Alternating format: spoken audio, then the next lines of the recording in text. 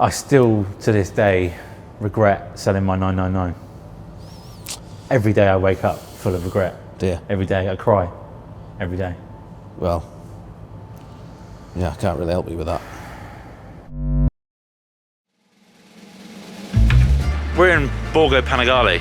We're at the Ducati factory, and we're going to do some cool shit. So stay tuned, stay locked in, and as they say in Italy, allora. Ciao ragazzi. 10 points for guessing who that is. Numero dos? Yeah. Really? You twat. You twat. Who's number two? I don't know. Foggy. Oh, is that who it is? Oh yeah. Fucking even 7 money. Number 100, go on.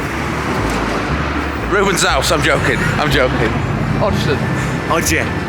Short and sweet, is that you? Yeah. Yeah, something like that, yeah. So last time I was here, I rode the 999 down with Chris, and he went to Varese, I came to Bologna. We had a tour around the factory, around the museum. So I thought we'd bring Michael, young Michael here. You haven't been here yet? I've never been here, No. and I like museums, and I like motorbikes, so what better We're place winning. to explore?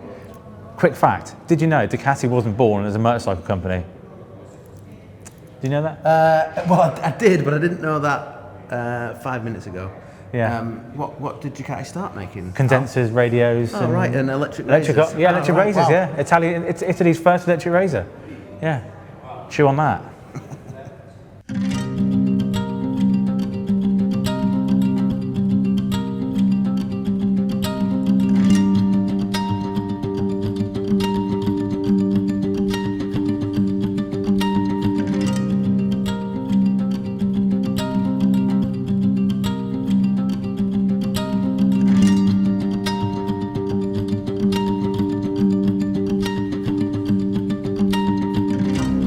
Look at it, even get my leg in there. Yeah. I'd probably say the same for all these. Yeah, true. 1956 Aero. Yeah. So cool.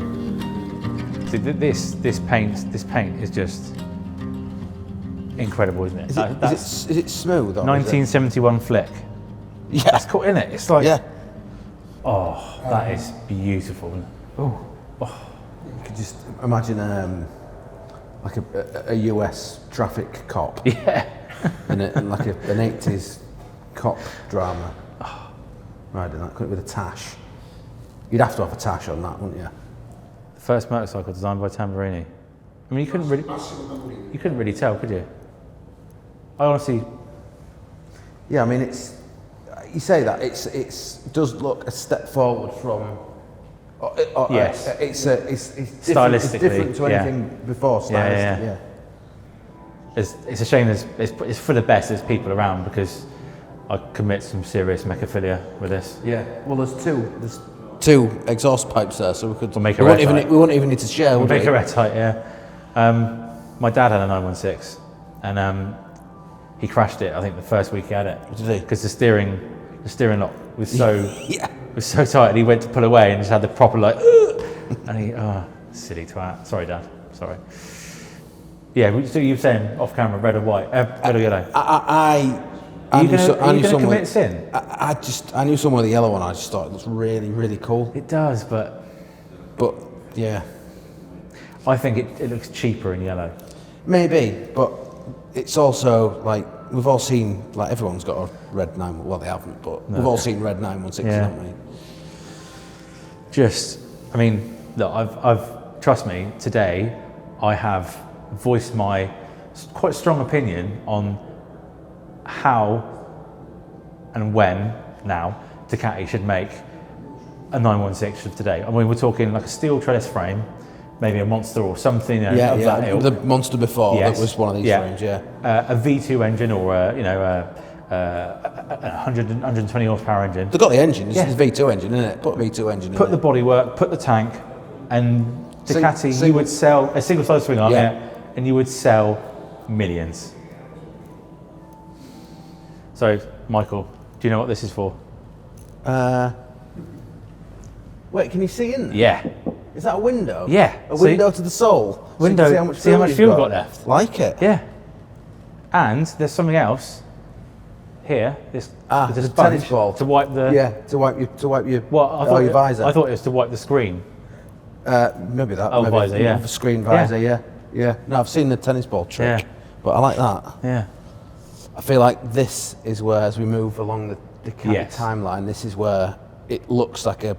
It doesn't look that modern now, does it? But this looks like a superbike now. It looks defining like, period. It looks like we're taking a big step. They're all classic bikes, aren't they? This just looks like an old bike. This looks like an old superbike rather retro, than a classic. Retro rather than classic. Yeah. That number 9 is just synonymous with. That's when I first started to get into world superbikes and racing in general, and that is, I remember seeing that big number 9 just go Falapa. Big fatty. Not Falapa, just the number. Yeah, big fat 9. Yeah. Look at this. Oh, nice. That is God, yeah, that's cool as fuck. I suppose that's the kind of the thing in between. And, that's the first digital dash, isn't it? Yeah. So, Michael, this is it. This is where, from here on, this is where I've got a real Casey. Yeah. These are proper machines now, aren't they? Yeah. My dream bike still. So this is you mentioned the Falapa bike. Yeah. Before that was kind of your watching bikes as a kid. Yeah. This is kind of what I remember. Yes. Like as a little boy sitting on my dad's knee watching bikes go around, and it was these bikes, and Killy, Corsa, Foggy. Yeah. Bayliss. I mean, look at the carbon. It's before its time, Way isn't before it? its time. This stuff's all in MotoGP now, isn't it? Yeah. What Bayliss did on this bike, he was like the Marquez or of his time, just doing what he, throwing shapes on this thing. Yeah, the kind of moving the goalposts. Yeah, the sort of the 1990s equivalent of an alien. Yeah, in exactly. World Superbikes, yeah. A personal favourite of mine now, but at the time, utter chaos.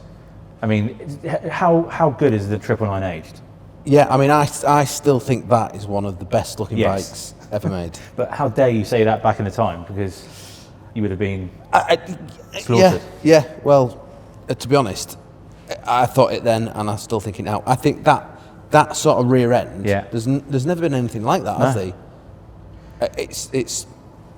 I think sometimes when you see a bike that's kind of so different from everything else, and they look a bit weird, and it doesn't really work. I feel like this is a bike that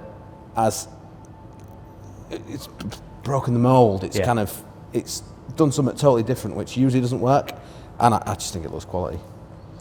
I still, to this day, regret selling my 999. Every day I wake up full of regret. Yeah. Every day I cry. Every day. Well, yeah, I can't really help you with that. Yeah, the most successful Ducati World Superbike. The most wins per start. Yes. And the most controversial. Yeah. What a mix. Yeah. Pazzo e spettacolo, no? Pazzo e bellissima, sì, principessa. Sì. He was a boy as well, wasn't he? Old Caparossi. He was a boy. And this bike, we've started one of these bikes in one of our videos. Do you remember? Was it the Dream Garage video? Yes. Yeah. Just evil things. I can remember going to watch MotoGP in about 2003. It would have been about then, and all the GP bikes were loud. Yes, they're just loud, but the Ducatis were like, ear like you could hear, you could feel your brain vibrating. Yeah. They were that loud. I remember stood on the Donington, coming out the Melbourne Loop. Yeah. When they gun it, Loop, and you feel your rib cage just. yeah. Savage. At that time, probably not very nice to ride. No, not without earplugs anyway. But the fucking forks, the forks are fucking hell. They've got to be 60 odd mil, haven't they? They're not your normal. No, numbers, are they? I guess there's nothing on there that is your normal. No. So 2003, the first Ducati MotoGP victory. Yeah, I mean this is where the modern Ducati MotoGP era. Obviously, race wins before, but Casey Stoner doing stuff on a bike that he was one of the ones. Was incredible. Wasn't it? Like we talked about earlier on, that certain people come along and they move they change the game, don't they? They move the goalposts, and everyone has to step up. You know, to compete, you've got to change the way you ride and step up. And you know, the Stoner, Rossi, Marquez, people like that have all done it. But Stoner did it on a bike that no one else could do. No one else could do it on. Yeah. Evil. Even Rossi, who everyone thought was the best motorcycle rider ever in the world, he just couldn't really make it happen on a Ducati. And this is obviously the 800 era, which we're going back to next 2 years. Yeah, full circle. Yeah.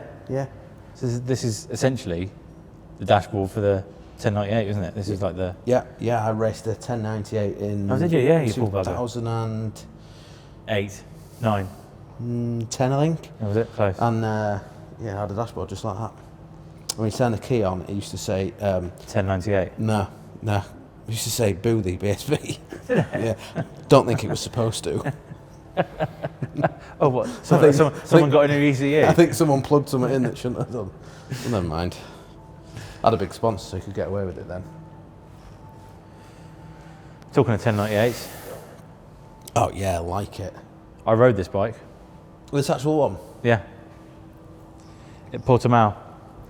A test. Back in the day when we could ride race bikes without, and I'm getting funny about it. And then modern day racing. God, they're so chunky now, aren't they? Look how thin that tank is. I guarantee you. Oh God, yeah. It's a lot thicker now, but what's this, 2016? Looks really sharp, doesn't it? Oh, yeah, baby. Looks really sharp. Yeah, you get your nuts caught on that. Oh, that's the whole shot device. And oh, is that what that is? Yeah. Is that what? Do we know what that is? What are these? Is that to put into gear? That's because one of them's got a lock and an unlocked padlock. Is that for the whole shot thing? Oh, that's the gear, isn't it? That's to put into neutral. For the neutral. Yes. Exactly. Okay. This is the back brake. Yeah. This is for the front whole shot, and that's for the rear. Oh, so right. Does he have to pull the brake whilst doing something with this? Yeah. To get it locked in. Okay.